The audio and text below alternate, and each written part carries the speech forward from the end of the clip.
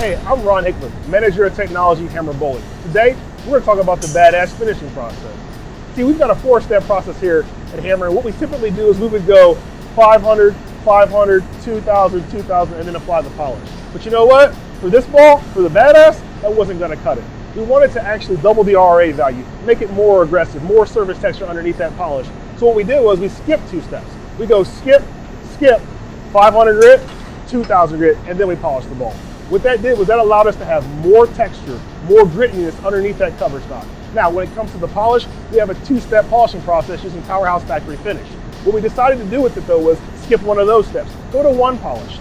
Typically that polish is applied at 1,000 RPMs. You know what? That's too fast for this bowling ball. We slowed it down to 300 RPM. Just barely putting a nice little coat of polish over this bowling ball. That's badass. Let's talk about the design process used on the new Hammer Badass. For the Badass, I actually went back, way back, 1980 back. I went back to the original black hammer core shape, the ball that actually was pretty badass back in its day. And I said, you know what, if we start with this shape as the inspiration, what would you do differently? I said, well, there are 3 things that I could do to make this core shape badass. The first thing I did was make it larger. I made it 30% larger. That allowed me to lower the RG of the ball. Next, we said, see this piece right here? I actually want to cut it off and replace it with a high density pancake. What that does, that allows me to raise the differential, give you more flare potential that's needed for today's lane environment. Then you see these protrusions sticking out of the core right here? What I did with them is I said, well, let me turn those into slices into the core shape. I started moving them around and found that we really only needed 4 of those in the core in strategic locations to give us great ball performance. That was pretty badass. Now you go, well, Ron, why does that even matter? Here's why it matters. Ultimately, when you drill the ball, this is what you get.